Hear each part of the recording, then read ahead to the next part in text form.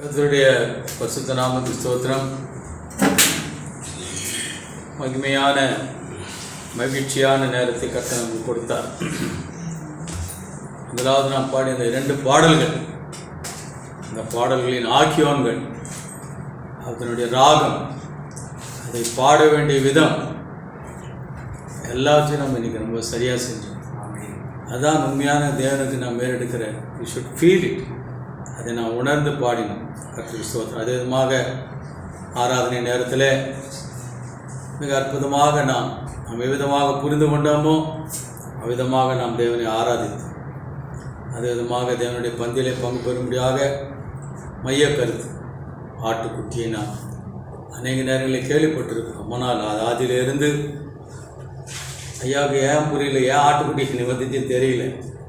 நம்முடைய நான் இங்கே வந்ததுலேருந்து நான் அனுபவிக்கிற ஒரு மிகப்பெரிய ஒரு மகிழ்ச்சி, 3 பேரிடத்திலே கர்த்தருடைய ஆவியானவர் நம்ம இணைக்கிற ஒரு அற்புதமான ஒரு வார்த்தை.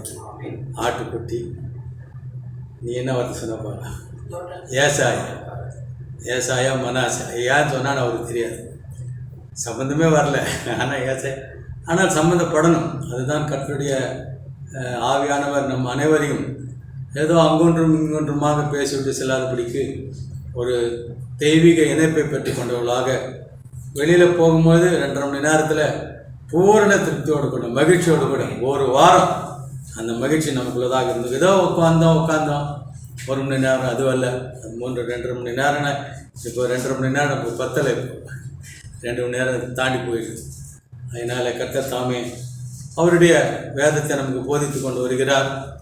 மிக எளிய விதமாக அவைகளை நமக்கு போதிக்கிறார். அதனால இந்த நேரத்தில் கூட கர்த்தருக்கு there are many attributes to God. கர்த்தரை நாம் அநேக வார்த்தைகளினாலே நாம் வர்ணிக்கிறோம். பரிசுத்தமானவர் இல்லை, இதோ இன்னைக்கு சொன்ன மாதிரி திராட்சை செடி, திராட்சை கொடி, அவர் ஆடாக இருக்கிறார், அவர் மேய்ப்பனாக இருக்கிறார், திராட்சை தோட்டத்தினாக இருக்கிறார். நாளைக்கு என்ன? நாளைக்கு உலகமே பேசிக்கொண்டிருக்கிற ஒரு நாள். நாளைக்கு ஒரு பெரிய சந்திர கிரகணம், அதனுடைய சூரிய கிரகணம், சூரிய கிரகணம். அதில் இருக்கிற டீட்டெயில்ஸ் உலகம் ஆய்ந்து கொண்டு இருக்கிறது. கர்த்தருடைய வருகை, சபை எடுத்துக்கொள்ளப்படுதல், எல்லாவற்றையும் கடைசி நாட்களில் ஏற்படக்கூடிய காரியங்கள் எல்லாவற்றையும் யோசித்து ஏதோ பேசிக்கொண்டு இருக்கிறார்கள். ஆனால் அதில் ஈடுபட போவது அது 3: சூரியன், சந்திரன், பூமி, 3ம் ஈடுபட போகிறது. இந்த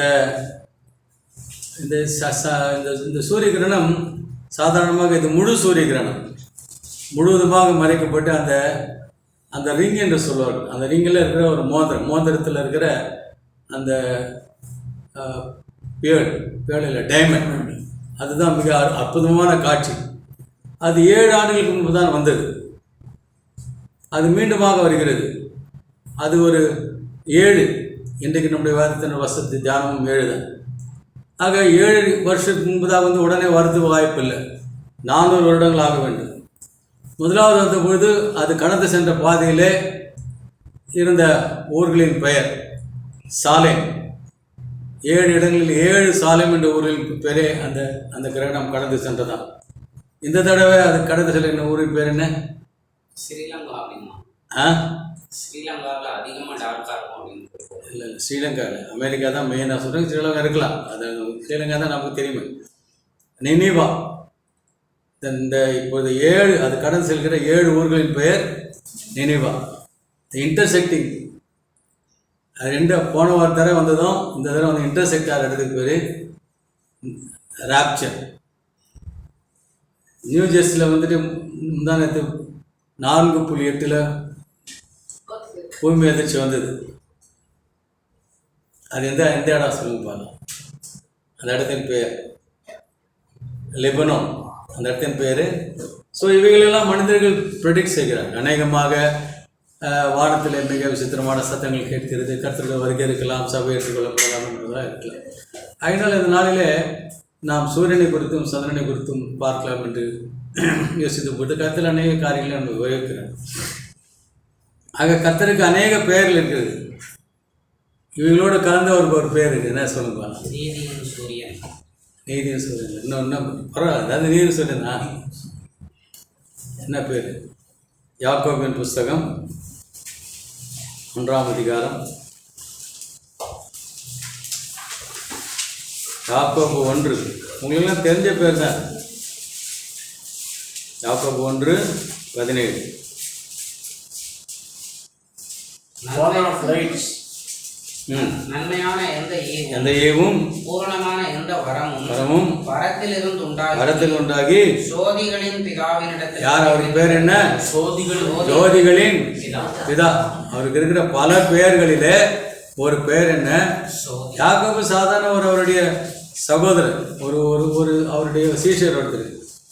சோதிகளின் பிதா என்பது பெரிய விஞ்ஞான ரகசியம் அது இல்லையா? அதெல்லாம் ஜோதியான்றது யாருக்கும் தெரியாது. என்னமோ மினுக்கு இருந்தது. அவைகளெல்லாம் ஜோதிகள், அவைகளெல்லாம் நெருப்புகள். அந்த ஜோதிகளின் பிதா என்று யாரும் கொடுக்காத ஒரு ஆட்ரிபியூட் கர்த்தருக்கு, கடவுளுக்கு. லட்சக்கணக்கான ஜோதிகளின் பிதா. அவர் ஒளியாக இருக்கிறார்.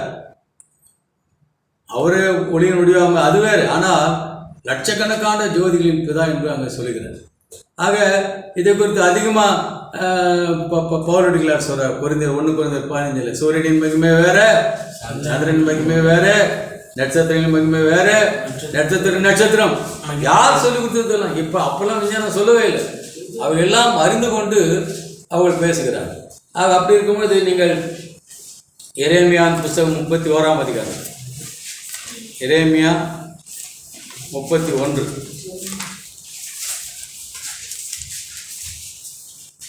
எரேமியா 31:35.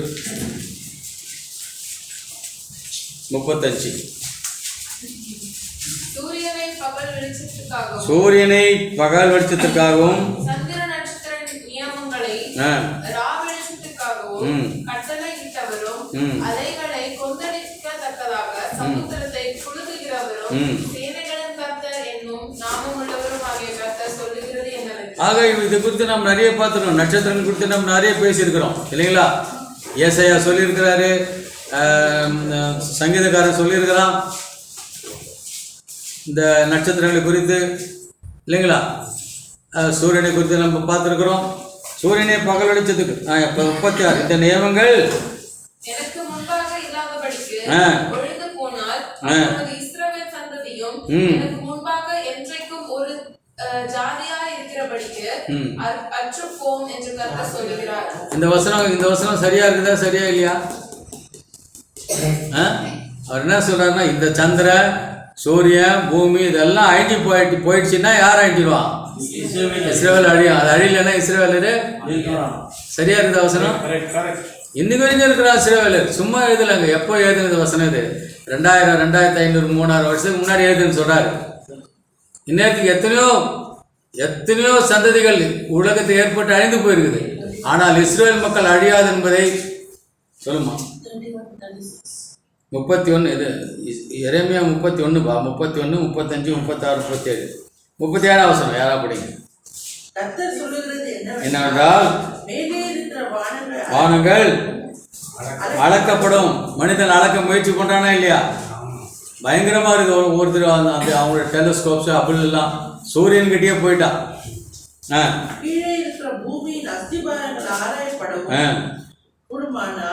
நான் இஸ்ரவேல் வம்சத்தார் அனைவரையும் அவர்கள் செய்த எல்லாவற்றின் நிமித்தமும் வெறுத்து விடுவேன் என்று. அது நடக்காது. பூமியினுடைய முழு விஷயங்களையும் மனுஷனால் படிக்க முடியாது. அதே மாதிரி இந்த அண்ட சராசரிகளுக்கு மனுஷனால் ஏதோ கொஞ்சம் போய் பார்க்குறோம், அவ்வளோதான் முடியும். அப்படி பார்த்து முடிச்சுட்டான்னா நான் என்ன பண்ணுவேன்? இஸ்ரவேலை நான் வெறுத்து விடுவேன். அவனாலையும் பார்க்க முடியாது. நான் இஸ்ரவேலை நான் என்ன பண்ண மாட்டேன்? வெறுக்க மாட்டேன். என்னதான் நடந்தாலும் எவ்வளோ அழகாக எரேமியாவுக்கு சொல்லி வச்சிருக்காரு. அதே விதமாக ஏனென்று கேட்டால் இவைகளெல்லாம் குறித்து சொல்றது யோசனை பண்ணி சொல்லணும் அல்ல. ஆனால் இவங்கெல்லாம் தெளிவாக சொல்லி எழுதியிருக்கிறார்கள். நீங்கள் 2 ராஜாக்களின் புஸ்தகம் 20ஆம் அதிகாரம். எசேக்கியா நமக்கெல்லாம் நன்றாக தெரிந்த ஒரு பகுதி, அதனால் படிக்க வேண்டாம். அவனுடைய குணாதிசயத்தை மாத்திரம் நம்ம கற்றுக்கலாம். இது எல்லாருக்கும் தெரியும் இல்லையா? எசேக்கியா ராஜாவை பற்றி எசேக்கியா ராஜாவுக்கு என்னாச்சு? அந்த அந்த வியாதிக்கு தமிழ் என்ன பேர்? அந்த வியாதிக்கு அவனுக்கு வந்த வியாதிக்கு தமிழ் இங்கிலீஷில் ஆங்கிலத்தில் என்ன பேர்? ஆங்கிலத்தில் ராஜப்பிழை ஆங்கிலத்தில் என்ன பேர்?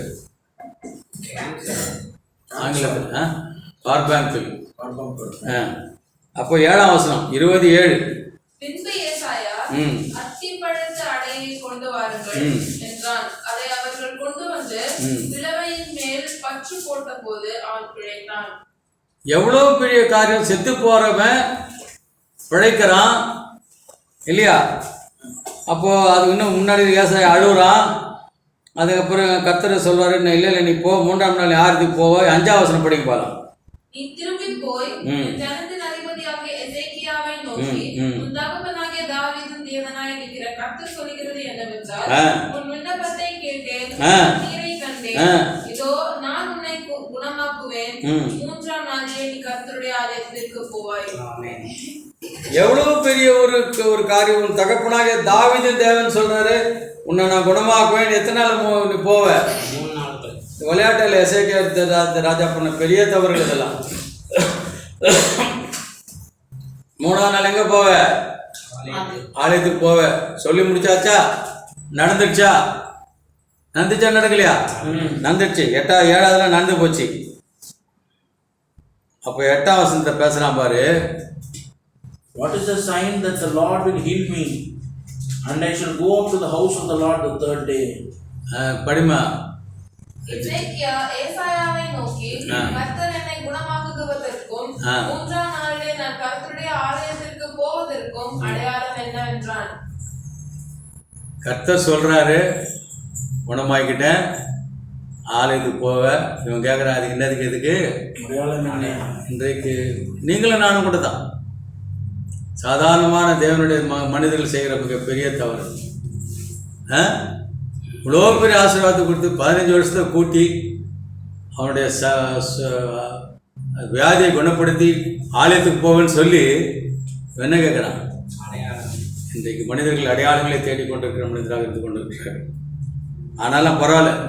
அப்புறம் அடுத்தது 9ஆம் படிங்க. அதற்கு ஏசாயா, கர்த்தர் தாம் சொன்ன வார்த்தையின்படியே செய்வார் என்பதற்கு கர்த்தரால் உனக்கு உண்டாகும் அடையாளமாக சாயை 10 பாகை முன்னிட்டு போக வேண்டுமோ, 10 பாகை பின்னிட்டு திரும்ப வேண்டுமோ. இது சண்டே சூரிய அந்த அவருடைய பேர் கூட போட்டிருக்கு. யாரோ ஒருத்தர் அது ஏற்பட வச்சிருக்காரு. அந்த அப்போ என்ன பண்ணது? சந்திர சூரியனுடைய நிழல் போட்டுக்கிட்டே வரும். அப்போ 10 மணி 11 மணி பாகை டிகிரிஸ். அப்போ அந்த மாதிரி பண்ணியிருக்காங்க. இவன் ஏசாயா போய் அவன் ஒருத்தர் என்ன பண்ணுறான், இவன் கேட்குற தப்புன்னு தெரிஞ்சுன்னு சொல்கிறான். அது ஒரு நான் நினைக்கிறேன் கிண்டலாக கூட கேட்டிருக்கலாம். ஏன்டா கர்த்தர் வந்து உனக்கு சரீர சுகத்தை கொடுத்துட்டாரு, நீ கோயிலுக்கு போகணுன்னு சொல்லிட்டு கூட உனக்கு ஒரு அடையாளம் வேணுமா? கேட்டுட்டு அது முன்னாடி போகணுமா பின்னாடி போகணுமான்னு கேட்குறேன். அப்போ அதில் எது அடங்கியிருக்கணும்? சூரியனும் பூமியும் அடங்கியிருக்கணும். ஏதாவது ஒன்று நடக்கணும். ஒன்று சூரியன் நிற்கணும், சூரியன் சுற்றி நின்று தான் இருக்குது. பூமி நிற்கணும். பூமி நின்னாலும் பரவாயில்ல, பின்னாடி சுற்றணும். இப்படி சுற்றி நிற்கிற பூமி இப்படி சுற்றணும்.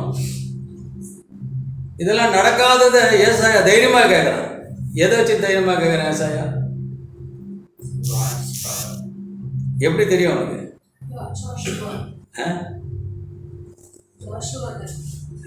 ஜாஷுவாவிட்டே வருது நடக்குது. அதான் ரைட்டு. ஜாஷுவா கேட்குறான்.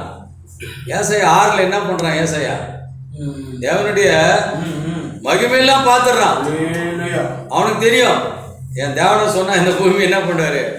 நிறுத்திடுவார். ஜாஷுவா வருது நிறுத்திடுவாரு தெரியும் அவனுக்கு.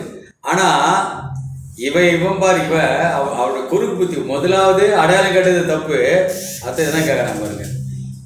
முன்னாடி போகிறது ஈஸி, பின்னாடி 10ஆம் வசனம் படிமா.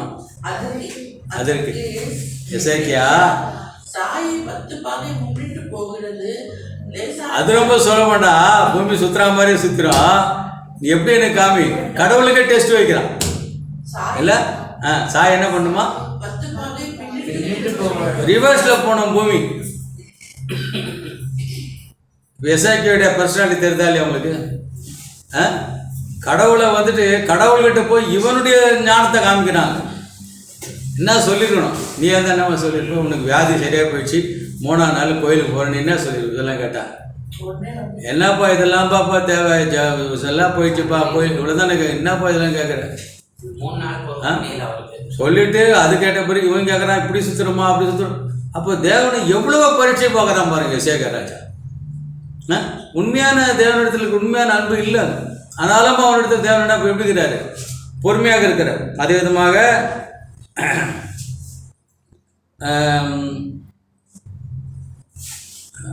அப்போ அது யாருடைய அசூட்டி கிடையாது. 11ஆம் வசனம் படிங்க.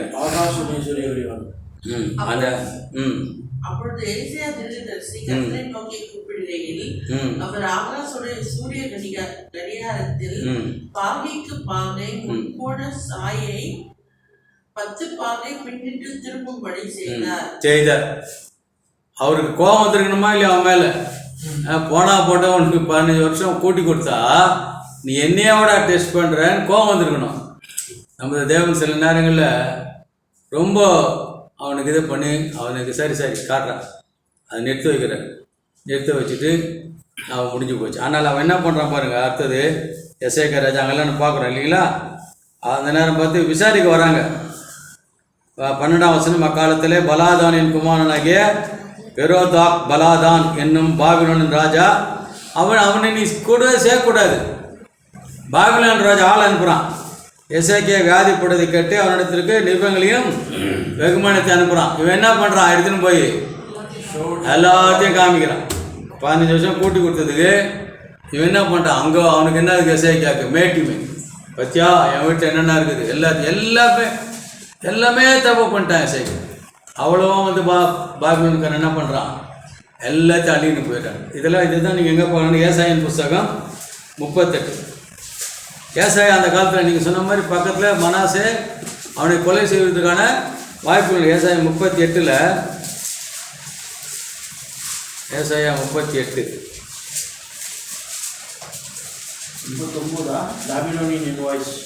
அதுவும் இருக்குது. 38 4-8. அப்பொழுது ஏசாயாவுக்கு உண்டான கர்த்தருடைய வார்த்தையாவது, நீ போய் எசேக்கியாவை நோக்கி, உன் தகப்பனாகிய தாவீது தேவனாய் இருக்கிற கர்த்தர் சொல்லுகிறது என்னவென்றால், உன் விண்ணப்பத்தை கேட்டேன், உன் கண்ணீரை கண்டேன். இதோ உன் நாட்களோட 15 வருஷம் கூட்டுவேன். நான் உன்னையும் இந்த நகரத்தையும் அசீரியா ராஜாவின் கைக்கு தப்புவித்து இந்த நகரத்துக்கு ஆதரவாய் இருப்பேன். இதோ ஆகாசுடைய சூரிய கடிகாரத்தில் பாகைக்கு பாகை இறங்கின சாயைக்கு 10 பாகை பின்னிட்டு திரும்புவேன் என்றார். தாம் சொன்ன இந்த வார்த்தையின்படி கர்த்தர் செய்வார் என்பதற்கு இது கர்த்தரால் உனக்கு அடையாளமாய் இருக்கும் என்று சொல் என்றார். அப்படியே கடிகாரத்தில் இறங்கிய இந்த சூரிய சாயை 10 பாகை திரும்பிற்று. எசேக்கியாவினுடைய ஒரு ராஜாவினுடைய இல்லை மிக மோசமான குணங்கள். கர்த்தரிடத்தில் போய் என்ன பண்ணுறான், அவன் பரீட்சை பார்க்குறான். அவர்கிட்ட போய் கேட்குறான், அதில் போய் சாமர்த்தியம் அதெல்லாம் எதுக்குப்பான்னு சொல்லியிருக்கணும். இல்லைன்னா ஒரு பக்கம் அது சொல்ல இப்படி பண்ணுறது ரொம்ப சுலபம். அது ரிவர்ஸ் அனுப்பிடான்றான், அதே பண்ணி காமிக்கிறார். எல்லாம் பண்ணிட்டு இருக்கிறது என்ன பண்ணுறான், வீட்டில் இருக்கிற எல்லாத்தையும் எடுத்துன்னு போய் நாங்கள் காமிக்கிறோம். 39ஆம் அதிகாரத்தில் நீங்கள் பார்த்தீங்கன்னா 5:5-6 ஜடா தமிழை படி 39:5-6. அப்பொழுது ஏசாயா எசேக்கியாவை நோக்கி, சேனைகளுடைய கர்த்தரின் வார்த்தைகளை கேளும். இதோ நாட்கள் வரும், அப்பொழுது உன் வீட்டில் உள்ளதிலும் உன் பிதாக்கள் இந்த நாள் வரைக்கும் சேர்த்ததிலும் ஒன்றும் மீதியாய் வைக்கப்படாமல் எல்லாம் பாபிலோனுக்கு கொண்டு போகப்படும். 7 நீ பெறப்போகிற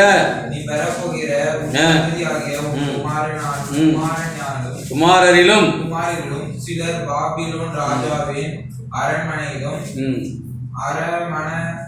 அரண்மனை வேலைக்காரராயிருப்பாள் என்று கர்த்தர் சொல்கிறார் என்றார். மறுபடியும் எசேக்கியேல் மறுபடியும் அவன் புத்தியை காமிக்கிறான். என்ன சொல்றான் பாரு, 9-8 வசனப்படி அப்போ எசேக்கியா ஏசாயா நோக்கி, எவன் எப்படி கேட்டா எனக்கு என்ன இல்லை, ஏன் நான் வரைக்கும் வாழ்ந்துட்டு போய் அவன் எதுனா எங்கேயாவது அவன் நல்லவனாகிறானா பாருங்க. அழுகுறான் போயிட்டு, எனக்கு வியாதியாக இருக்குது, செத்து போகிறேன், எனக்கு கர்த்தரை 15 வருஷம் கூட்டி கொடுத்துட்டு கோயிலுக்கு போடான்னா போத சாமி எனக்குன்ட்டு போத விட்டுட்டு எனக்கு அடையாளத்தை என்ன காமிக்கிறேன்னு கேட்டு அடையாளம் காமிக்கிறேன்னு சொல்லி காமிச்சாங்க. அதில் ஒரு டெஸ்ட் வைக்கிறேன், இல்லை இப்படி சுத்தப்படாது அப்படி சுத்தம்னு சொல்லி அதுக்கப்புறம் அவன் அனுப்புறம் காட்டின உடனே இவர் என்ன பண்ணுறாரு, அவர் எல்லாரும் இப்போ பெருமை மேட்டுமை காமிச்சு அதை எல்லாத்தையும் அழிச்சு போட்டு அப்போ அதை அப்போட சொன்னேன், ஐயோ என்னங்க நான் தெரியாமல் தப்பு பண்ணிட்டேன் அப்போட சொல்ல போட்டாயா. ஒரு ஒர்ஸ்ட் கேரக்டர் எசேக்கியாவை நம்ம இங்கே நான் பார்த்தேன். இங்கே இந்த சூரியனை பற்றி நான் பார்த்ததுக்காக நம்ம இந்த காரியத்தை பார்த்தோம். அப்புறம் இப்போ சொன்ன மாதிரி ஜோஷுவா. அப்போ இது எப்படி ஏசாயா எப்படி இது சாதாரணமாக இது நம்ம இன்னும் சாதாரண இஸ் இட் சயின்டிஃபிக், இது விஞ்ஞானபூர்வமான காரியமாக இருக்க முடியுமா? ஏசாயா எப்படி அதை நம்பினா? பாப்பி பின்னி சொல்லி ஜோசுவா எப்படி அதை நம்பினா? எப்படி யோசா நம்ம இப்போ ஏசாயா நான் சொல்லிட்டேன், அவருடைய மகிமை தேவாலயத்தில் தொங்கல் அப்பேற்பட்ட தேவனால் அவருடைய ஜோதிகளின் பிதா அவரால் அந்த பூமியை நிறுத்த முடியும், ரிவர்ஸில் ஓட்ட முடியும். ஏசாயா நம்பினா. யோசுவா எப்படி நம்பினா?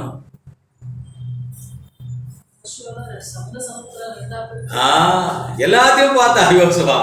இருட்டு, அவங்க ஜனங்க மேலாம் இருட்டு, இஸ்ரேல் வீட்டுலாம் என்னது வெளிச்சம். அப்படி செட்டிக்கப்பட்ட தவளை செட்டிக்கப்பட்ட வண்டு அப்படியே கூட தேவரை நான் ஆராய்ச்சி கொடுக்குறேன் தைரியத்தெல்லாம் வேணாம் பண்ணுறாம அந்த பாகை நின்று போய் இதுக்கு சயின்ஸில் போய் சொன்னால் அதெல்லாம் எப்படிங்க நடக்கும்? அதெல்லாம் நடக்காதுங்க. பூமியை நிறுத்தது கருத்துருக்கு ஒன்றும் பெரிய இந்த டிஸ்டன்ஸ் நீங்கள் சொல்கிறாங்க. நீங்கள் நிலாவை விட சூரியன் எவ்வளோ எத்தனை மடங்கு பெருசு? விஞ்ஞானம் சொல்கிறது தானே சொல்கிறேன். நிலவை விட சூரியன் எவ்வளோ பெருசு? எஸ் யூஆர் சொல்கிறேன் 400 டைம்ஸ் பெருசு. எத்தனை தடவை பெருசு? 400 மடங்கு பெருசு. இப்போ இன்னைக்கு நாளைக்கு சூரியனை மொத்தமாக எது மறைக்க போகுது? நிலா மறைக்க போகுது. எப்படி மறைக்க முடியும்? நிலவை போல சூரியன் எவ்வளோ பெருசு? ஒருவேளை அதனுடைய டயா வந்து 40 சென்டிமீட்டர் இருந்தால் இவர் எவ்வளோ தான் இருப்பார்? 4 சென்டிமீட்டர் தான் இருப்பார். அதுவே தப்பு. அப்போ அந்த சூரியன் ஒரு புள்ளி தான் தெரியணும் நிலா. அதுக்கு என்ன பண்ணியிருக்காருன்னா சயின்ஸ் இப்போ தான் சொல்கிறான், the distance between the sun and the moon is 400 times. 400 மடங்கு தள்ளி இருக்குது பூமிக்கு பக்கத்தில் நிலவு. எவ்வளவு பெரிய சயின்ஸு இப்போதான் கண்டுபிடிக்கிறாங்க. அப்போதான் என்ன பண்ண முடியும்? அந்த சூரியன் டயாமீட்டரும் நிலவுடைய டயாமீட்டரும் வந்து ஒன்றா போய் என்ன பண்ண முடியும்? இட் கேன் பிளாக் சூரியனுடைய அதே டயாமீட்டருக்கு பூமி நிலவு வருது. எப்படின்னு சொல்லி இப்போ கணக்கு போடுறோம். ஏன் ஹீட்டு நீங்கள் எடுத்து பாருங்க எவ்வளோ என்ன சென்டிகிரேடுன்னு சொல்லிட்டு நமக்கு மேக்ஸிமம் எவ்வளோ போகுது வெயிலில்? 50 டிகிரி போகுது. 40, 45, 47 சென்டிகிரேடில். அதில் இப்போ அவருடைய சூரியனுடைய டெம்பரேச்சரை பார்த்தா பயமாக இருக்குது. நான் அதை எழுதிக்கணும்னு நினச்சி மறந்துட்டேன். நீங்கள் பாருங்கள் சூரியனுடைய பார்த்தீங்கன்னா இன்ஜினியர் சூரியனுடைய டெம்பரேச்சர் எவ்வளோ? ஆனால் அந்த சூரியன் இந்த பூமிக்கு எவ்வளோ தூரத்தில் இருக்கணுமோ அந்த சரியான தூரத்தில் இருக்குது. கொஞ்சம் தள்ளி போச்சுன்னா என்ன ஆகும்? பூமி அப்படியே உருகாது.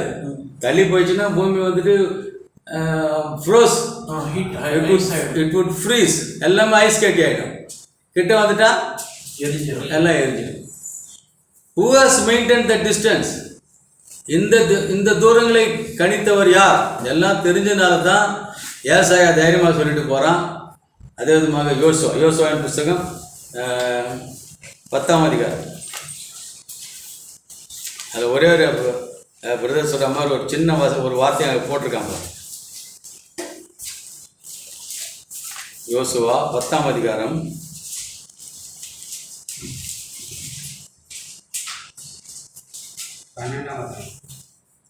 10. டைரெக்டாக சொல்லிடுறாங்க. போயிட்ட பிறகு 12, 13. கர்த்தர் எமோரியரை இஸ்ரவேல் புத்திரருக்கு முன்பாக ஒப்பு கொடுக்கிற அந்நாளிலே யோசுவா கர்த்தரை நோக்கி பேசி. ரொம்ப சாதாரணமா இன்னும் மாமரத்துல மாம்பழம் காய்க்கிற மாதிரியும் கர்த்தர் எந்த மரத்தை சமைச்சாரு? அது அசிமரத்தை மச்சாரு. அது கூட சாதாரணம். அதுவும் இதுவும் ஒண்ணுதான். இப்ப சொன்ன மாதிரி செங்கடலை 2ஆ பிளக்கிறது ஒண்ணுதான், பூமி நிறுத்தது ஒண்ணுதான். வரால அது காற்றையும் கடலை அறுத்தது ஒன்று தான், இந்த பூமியை நிறுத்தது ஒன்று தான். தைரியமாக சொல்கிறான் அவன். கர்த்தரை நோக்கி பேசி பின்பு இஸ்ரவேலின் கண்களுக்கு முன்பாக சூரியனே நீ கிபியோன் மேலும், சந்திரனே நீ ஆயலோன் மேலும், ஆயலோன் பள்ளத்தாக்கின் மேலும் தரித்து நில்லுங்கள் என்றான். அப்பொழுது ஜனங்கள் தங்கள் சத்துருக்களுக்கு நீதியை சரிக்கட்டு மட்டும் சூரியன் தரித்தது, சந்திரனும் நின்றது. அப்ப என்ன, அது அநேகமாக என்ன நின்று இருக்கணும், பூமி நின்று இருக்கணும். பூமி நின்னா கூட எது நின்னா, கூட வந்து சந்திரன் நின்றுணும் இல்ல. எவ்வளவு விசுவாசத்தினுடைய எல்லை. ஏசாயா தீர்க்கதரிசியாக இருக்கட்டும், யோசுவாவாக இருக்கட்டும், நமக்கு அந்த அளவுக்கு விசுவாசம் நமக்கு வர்றது கஷ்டம். ஆனால் அவன் எல்லாத்தையும் பார்த்தவன். நம்ம சொன்ன மாதிரி ஏசாயா பார்த்துருக்கான் அவரோட மகிமையை, யோசுவாவோட மகிமையை பார்த்துருக்கிறான். அப்படிப்பட்ட ஆனால் என்ன செய்கிறார்கள், இதெல்லாம் செஞ்சு இவ்வளோ பண்ணி இதெல்லாம் சிருஷ்டித்து கத்த யாரு? கர்த்தர். இந்த சூரியனையும் சந்திரனையும் பூமியும் சிருஷ்டித்த கத்த விட்டுட்டு எதை வணங்குறான் மனுஷன்? கல்லையும் வணங்கினா போல சூரியனையும் சந்திரனையும் வணங்கினீங்கன்னா இல்லை. அதுதான் ஒரு ரொம்ப இன்னைக்கு கிறிஸ்தவம் வணங்குறானா? ஏன் வணங்கல? ஏன் தெரியல. இன்னைக்கு ஏறக்குறைய பொங்கல் பண்டிகை கொண்டாடாத கிறிஸ்துவ ஆலயமே கிடையாது. பொங்கல் பண்டிகையில் யாரும் வணங்குறாங்க? சூரியன் தான் கடவுள். நான் அதை நம்ம ஊரில் இருக்கிற கத்தோலிக்க சபையில் போய் பார்க்கும்போது அவனுடைய வாசப்படி நேராக கிழக்க பார்த்தா இருக்கும். கோயிலுக்கு நடுவில் பொங்கல் வச்சு அவர்கள் செய்கிற இன்றைக்கி சந்திரன் எல்லாம் நாளைக்கு என்ன இருக்குது, நாளைக்கு அமாவாசைன்னா ரோடு ஃபுல்லாக என்ன போகுது, எல்லாம் பூசணிக்கா எல்லாம் அந்த வணங்குகிறார்களே. இவங்களெல்லாம் சிருஷ்டித்த தேவனுக்கு எவ்வளோ கோபமாக இருக்கும், எவ்வளோ மனசு கஷ்டமாக இருக்கும். சாத்தான் எப்படியாவது கிட்ட கொண்டு போய் போனவர் அதான் கேட்டேன், என்னம்மா ஈஸ்டர் கொண்டாடி எதுக்குமான்னு. ஏசாமி உயிரோடு அடிச்சிட்டாரு. அத்தனை ஏசாமி உயிரோடு நீ ஏன் போய் ஈஸ்டர் கொண்டாடுற? அப்படிதானேண்ணா ஏசுற கீதம் ஜெய ஜெய கீதம் கைத்தட்டி பாடிடுவோம். என்னது ஏசுநாதர் உயிர் தான் ஒன்றுக்கு என்ன? ஏசுநாதர் ஏன் பிறக்கணும், ஏன் சாகணும், ஏன் உயிரோடு இருக்கணும்? நீ சாகாமல் நீ நிச்சயமாக உயிரோடு இருக்க போகிறாய். நீ மறித்தாலும் நீ என்ன பண்ண போற? நீ உயிரோடு இருக்க போற. அதுக்கு தான் சந்தோஷப்படணும். சாத்தா அப்படி சொல்ல மாட்டான். ஏசுநாதர் உயிர்த்துக்காக அப்படி இன்றைக்கு அமாவாசை ஜபம் இருக்குதா இல்லையா? அமாவாசை ஜபம் எல்லாம் இருக்குது. அதனால சாத்தானு அப்படி ரொம்ப ஒரு நல்ல வேதத்தில் ரொம்ப நல்ல ஒரு ஒன்று அழகாக மாற்றி விட்டுறான். எல்லாரும் எதில் கடிக்கப்படுறாங்க? என்ன இது கொல்லிவாய் சர்ப்பங்களினாலே கடிக்கப்படுகிறாரு இல்லை. அப்போ என்ன பண்ணுறாரு மோசே?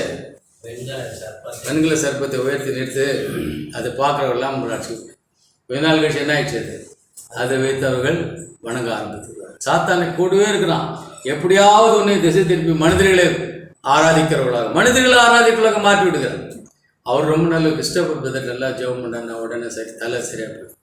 மனிதர்கள் பக்கம் ஓடுகிறவர்கள் அல்லது கட்டடங்களின் பக்கம் ஓடுகிறவர்கள் இன்றைக்கு அப்படி தான் ஓடிட்டு இருக்காங்க. ஒவ்வொரு ஸ்தல புராணம் எல்லாவற்றையும் படைத்த தேவனை நாம் ஆராதித்துக் கொண்டு இருக்கிறோம் என்பதை நாம் பார்க்கிறோம். எசேக்கியேல் 8ஆம் அதிகாரம் 16ஆம் வசனம். எசேக்கியேல் 8:16.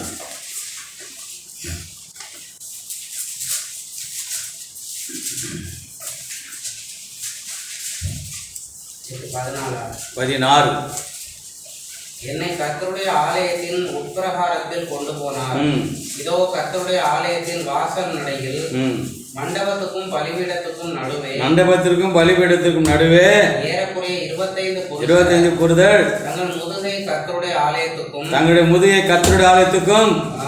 முகத்தை கீழ்த்திசைக்கும் நேராக திருப்பினவர்களாய் கிழக்கே இருக்கும் நமஸ்கரித்தார்கள். இதுதான் சாத்தான் எதிர்பார்க்கிறது. தேவனை நீ மறந்து விட வேண்டும். அதுதான் ரோமர் 1ஆம் அதிகாரத்தை அடிச்சுப்பாரு. நீ சுத்தின உனக்கு இஷ்டத்துக்கு மிருகங்கள், அவலட்சணமான உருவங்கள், இவைகளெல்லாம் வணங்க வைப்பதுதான் சாத்தானோட வேலையாக இருக்கிறது. இதெல்லாம் விட்டுட்டு சூரியனையும் சந்திரனையும் நமஸ்காரம் பண்ணுகிற ஒரு கூட்டமாக கிரகங்கள் இன்னைக்கு விதவிதமானது. வாஸ்து அது மாதிரி ஜாதகம் பார்க்காத கிறிஸ்தவனே கிடையாது. இயற்கையின் எல்லாவற்றையும் வணங்குவது, மெய்யான தேவனை விட்டுட்டு வணங்குவது, அந்த ஆபத்து அங்கே இருக்கிறது என்பதை நாம் காலையிலேருந்து பார்த்து கொண்டு இருக்கிறோம். அதனால இவைகளெல்லாம் சிருஷ்டித்து இவைகளெல்லாம் தன் கட்டுப்பாட்டுகள் வைத்திருக்கிற ஒரு மகாபுரிய தேவனை நாம் ஆராய்ச்சி. அதே விதமாக நீங்கள் சந்திரனை எடுத்துக்கொண்டு, சந்திரன் அது அந்த நாளிலேருந்து இன்னும் இருக்கும் மாதம் எதில் தான் கணக்குப்படப்பட்டது. இன்றைக்கும் முஸ்லீம்ஸ் என்ன பண்ணுறாங்க, நாளைக்கு எண்ணிக்கை அவனுக்கு என்ன பண்ணிக்கிறது, என்ன எதை பார்ப்பான், அவன் பெரிய தான் பார்ப்பான். அவனும் சரி யூதனும் சரி அவர்கள் இன்னும் நிலவை தான் வைத்து கொண்டிருக்காள். எக்காலம் ஊதுது, அதெல்லாம் ரொம்ப பயங்கரமாக நீங்கள் பாருங்க. எண்ணாகமம் 29ஆம் அதிகாரம். கொஞ்சம் எல்லாருக்கும் கொஞ்சம் மென்டல் ஒர்க் வேறு கொடுக்கணும். எண்ணாகமம் 29 இல்லை படிக்க வேணாம், நீ பாருங்க. இப்போ படி, முதல் வசனம் படி.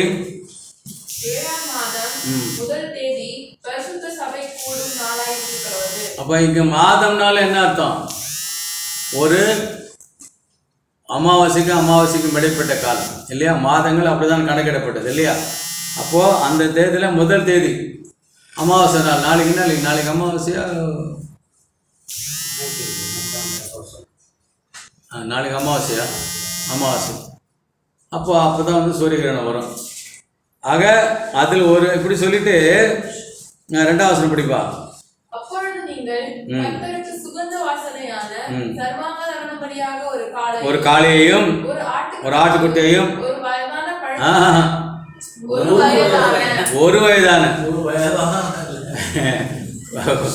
வயதான அது எவ்வளோ இருக்குன்னா, ஒரு வயதான இல்லை, ஒரு வயதான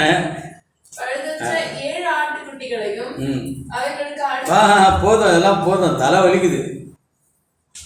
நீ அந்த காலத்துக்கு என்ன பண்ணிருக்கலாம், ஒரு அப்பம் சுடுறதுக்கும் கொஞ்சம் கிரேப் ஜூஸ் பண்ணுறதுக்குவே இப்போ நம்மளுக்கு அவ்வளோ கஷ்டப்பட்டுருக்கோம். லிஸ்ட்டு பார்த்தீங்களா எப்படி இருக்குது? அப்புறம் என்னவா, அவளுக்கு அடுத்த போஜன பலியாக எண்ணெயிலே பிசைந்த மெல்லிய மாவிலே காளைக்காக 10 பங்கையும், ஆட்டுக்கடாவுக்காக 2 பங்கையும், 7 ஆட்டுகள் ஒவ்வொரு பங்கையும் எல்லாத்தையும் எடை போட்டு எடுக்கணும். But everything burdening to food, எதுவும் வேஸ்ட் பண்ணியிருக்க மாட்டாங்க. எல்லாத்தையும் சமைச்சு பரோட்டா கரோட்டா கூடு சாப்பிட்ருப்பாங்க. அதில் உங்களை ஆத்மாக்களை 7ஆம் மாதம் 10ஆம் தேதி. இதில் அந்த 7 ரொம்ப முக்கியம். நிறைய தடவை பார்த்துருக்கோம், இப்போ அதெல்லாம் ஃபுல்லாக நம்ம பார்த்துருக்க நேரம் இல்லை. 7 12ஆம் வசனம். 7ஆம் மாதம் 15ஆம் தேதி உங்களுக்கு பரிசுத்த சபை கூடும் நாள்.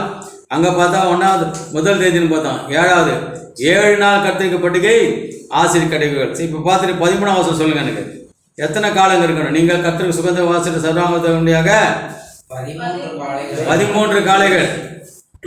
கணக்கு போடு. 13 ஜடா எங்க பேனா, எங்க நோட்டு எங்க, எத்தனை எத்தனை எத்தனை காலை எங்க போட்டுக்குது?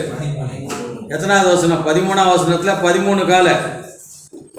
17ஆம் வசனம் 2வது நாள்ல 12 காலை. 20ஆம் வசனம் 11 காலை. 23 4ஆம் நாளிலே. எதுக்கு சொல்லுவாருன்னா, ரொம்ப சுலபமாக சொல்லிடும், கொலவு இல்லை, எல்லாத்தையும் ஆணி அடிச்சிட்டாருன்னு. கொஞ்சம் நெஞ்சமாக அந்த ஆணி அடிக்கல. இதெல்லாம் கணக்கு போட்டு பார்த்தீங்கன்னா சும்மா நம்ம சொல்லிடுறோம்ல, அவர்கள் எல்லாம் ஆணி அடித்து நம்மளை எவ்வளோ ஃப்ரீ பண்ணியிருக்காருன்னு பாருங்க. 23ஆம் வசனம் 4ஆம் நாளிலே 10 காளைகள். 26ஆம் வசனம் 5ஆம் நாளிலே 9 காளைகள். 29ஆம் வசனம் 6ஆம் நாளிலே 8 காளைகள். 32ஆம் வசனம் 7 காளைகள். இந்த 7 என்பது எவ்வளோ முக்கியமானது என்பதை பாருங்கள். மொத்தத்தை போட்டு எவ்வளோ சொல்லு எனக்கு.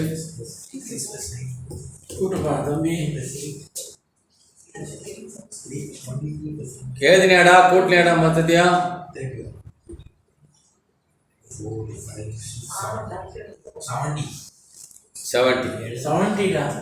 70 தான் வேறு சொல்கிறேன். புரியுதுங்களா? 7க்கு கர்த்தர் கொடுக்குற மகிமை மகத்துவம் இதுதான். வேதத்தை நம்ம ஒரு அந்த காலத்தில் இப்போ பாருங்கள், இப்போ எவ்வளோ கடினமான காரியத்தை நம்ம என்ன பண்ணாலும் விட்டுடுங்க. இத்தனை காரியத்தை இவ்வளோ ஆட்டையும் வெட்டி அதுங்களெல்லாம் எடுத்து வச்சு அந்த ரத்தத்தை எடுத்து பண்ணி அது மூளை கொண்டு போய் இவ்வளோத்தையும் எதுலேருந்து உங்களை மீட்டிருக்கார் கர்த்தர்ன்றது தான் முக்கியம். நம்ம ரொம்ப சாதாரணமாக சொல்லிடுறோம். அவர்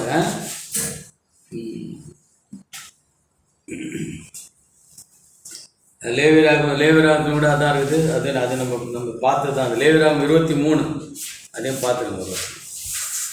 லேவியராகமும் 23ஆம் அதிகாரம். அது வந்து கனிகள். இது வந்துட்டு ஆடு, அங்கே கனிகள், முதற் பலனாகிய கதிர்கட்டை, அது கதிர்களை பொறுத்திருக்குது இல்லைங்களா? இப்போ நீங்கள் சொன்னீங்க பாருங்க, ஒன்று ஆபேல் என்ன பண்ணுறான், ஆடுகள் எடுத்துன்னு போகிறான், காயின் வந்துட்டு கதிர்கள் எடுத்துக்கொண்டு போகிறான். 23 கதிர்களுக்கானது எது சொல்லிட்டு 50வது, அது அங்கே 50ஆம் நாள் தான், 7 வாரங்கள் கழித்து. ஆக ஏசாயா 47 12-13. ஏசாயா 47, ஏசாயா 47.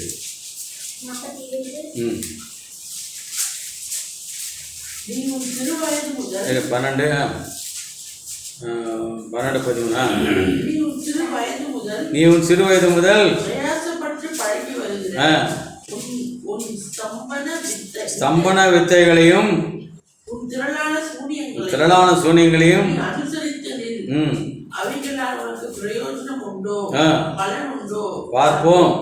உன் திரளான யோசனைகளினால் இழைத்து போனாய். இப்பொழுதும் ஜோசியரும் நட்சத்திரம் பார்க்கிறவர்களும் அமாவாசை கணக்கிடுறவர்களும் எழும்பி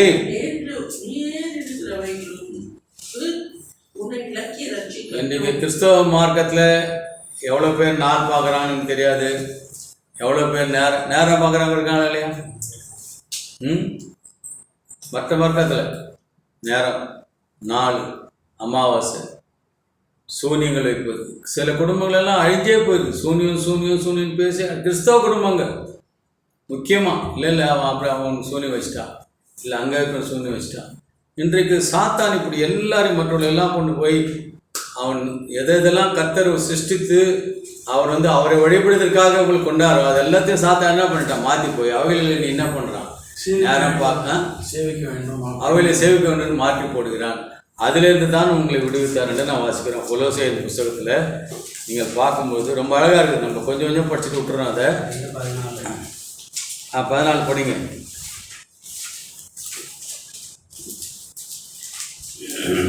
அவரோடு கூட உயிர்ப்பித்து அக்கிரமங்கள் எல்லாவற்றையும் உங்களுக்கு மன்னித்து முதல் எழுதுகிறார் 13ஆம் வசனத்தில்.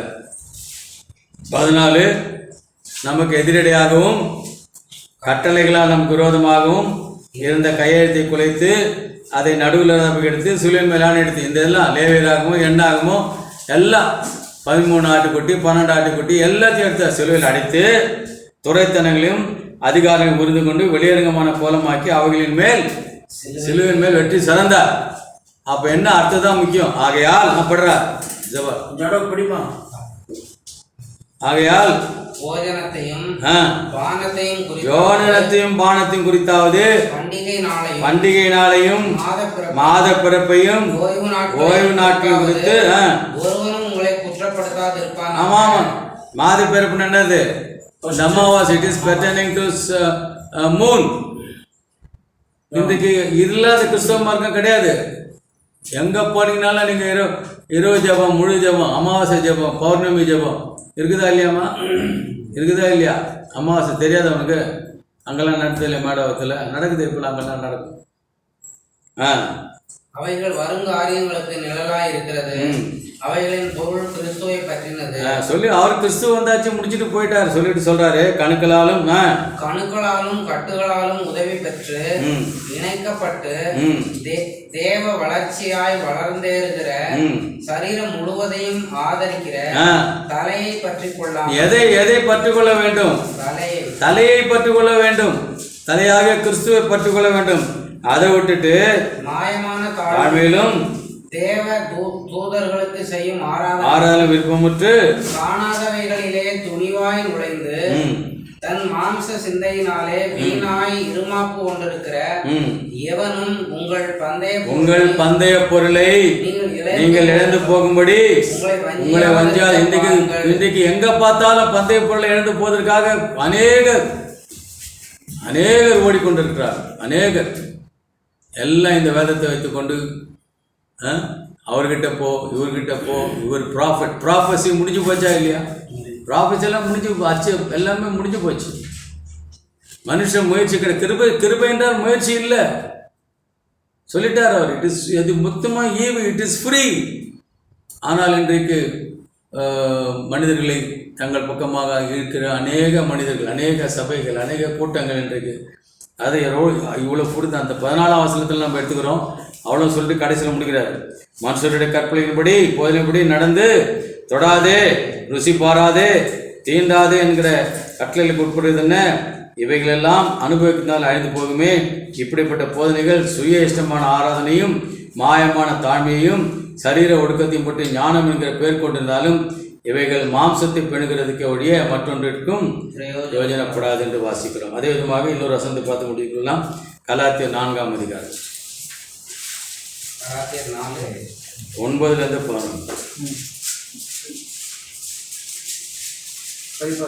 படி.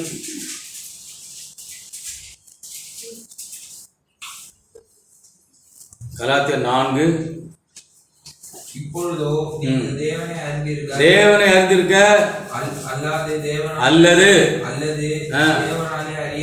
தேவனால் அறியப்பட்டிருக்க பலனற்றதும் வெறுமையானதுமான அவ்வழிபாடுகளுக்கு நீங்கள் மறுபடியும் திரும்பி மறுபடியும் அவர்களுக்கு அடிமைப்படும்படி விரும்புகிறது எப்படி? Don't go that side. அதெல்லாம் மற்ற மார்க்கத்தினர் செய்கிற காரியங்கள். நாளைக்கு எங்கள் வீட்டுக்கு பக்கத்து வரமாக இருக்கிறாங்க. அவங்க வீட்டில் சமையல் செய்கிறாங்களோ எனக்கு தெரியாது. நாளைக்கு அமாவாசை அன்றைக்கி என்ன பண்ணுவாங்க? காக்கா இவங்களோட சாப்பாடு எடுத்துக்காங்க. அந்த மாதிரி காக்கா அந்த சவரை இருக்குது ஊர் முழுசும் கேட்கும். காக்காக்கெல்லாம் வந்துடுங்க. இந்த மாதிரி விடாது, சுற்றி அலையா கான்னு. அந்த சோறு யார் சாப்பிட்றது? பித்ருக்கள். அது யார்? இது சாதாரணமாக தான் இருக்குது, தெரியும், நம்ம நினைக்கிறோம். ஆனால் அது என்ன நினைக்குது? காக்கா வடிவத்தில் உன் புச்சை வந்து சாப்பிட்றாரு. பாருங்க, சாத்தான் எதுலாம் அவன் சந்தோஷப்படுறான் பாருங்க. அது இதெல்லாம் வந்துட்டு எங்கேருந்து தான் போயிருது? எல்லாமே இங்கே தான் போயிருது. இது எல்லாத்தையும் கர்த்தர் அழிச்சு போட்டார். இன்றைக்கு தான் யாராவது சொன்னாங்களோ, இப்போ பெண் பார்க்குற பொருளை பார்த்தா தயவுசெய்து ஜாதகத்தை அனுப்புவோம். ஜாதகம்னா பெர்டைனிங் டு கிரகங்கள், நட்சத்திரம் அல்லது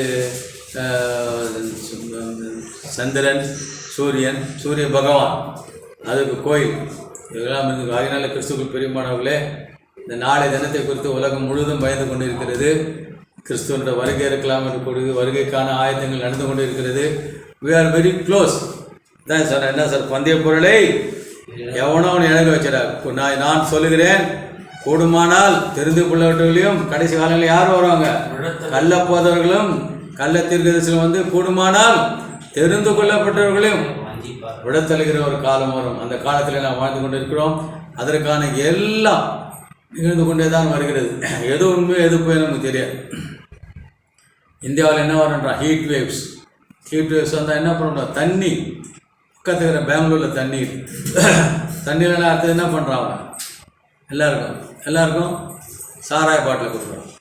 இப்படியாக இன்றைக்கு தமிழ்நாடு முழுசும் அந்த தண்ணிக்காக என்ன பண்ண போகிறாங்க? வியாதிகள். அதே விதமாக நாளை தினத்திலேருந்து ஒரு வாரத்துக்கு உலகத்தையே பயங்காட்டி இருக்காங்கல்ல. ஒரு மெசேஜ் வருது, நீ உன்னை அவர் என்னை தெரிஞ்சுக்கினாராம். யாரோ ஒரு ஆர்கேஞ்சல் பேசுகிறார் என் கூட. இது நீ பார்க்குற சும்மா பார்க்கல, ஆர்கேஞ்சல் பேசுகிற, நீ செலக்ட் பண்ணப்பட்டேங்க. என்ன அது எனக்கு உடனே கொஞ்சம் ஞாபகம் வச்சுங்களேன், நீ வந்து பரலோகத்துக்கு போய்டுவான்னு என்ன அதை சொல்லி ஏன் தொட்டு போடுவானுங்க. ஆகினால கடைசி காலங்களில் வாழ்ந்து கொண்டு இருக்கிறோம். கர்த்தர் இவர்களெல்லாம் சிருஷ்டித்தவர் என்பதை, அவைகளெல்லாம் தன் கட்டுப்பாட்டுக்குள்ளே வைத்து கொண்டிருக்கிறார் என்பதை வேதத்தில் நாம் படிக்கிறோம். அதை யோசுவாவும் ஏசாயாவும் நமக்கு போதிக்கிறார்கள். ஆகினால அப்பேற்பட்ட மனிதர்களாக நாம் இருந்து கொண்டு தேவனை ஆராதிப்பதை விட்டு கொஞ்சம் என்ன ஆகிப்போச்சு, இவைகளை ஆராதிக்கிறதாக சாத்தான் நம்மளை திருப்பி விடுவான். ஆகினால ஜாக்கிரதையோடு கூட தேவாத தேவனை சிருஷ்டிகர்த்தாவை ஜோதிகளின் பிதாவை மாத்திரம் ஆராதிக்கிற மக்களாக நாம் இந்த உலகத்தில் வாழ கர்த்தர் நமக்கு கிருபை செய்வாராக. அதாவது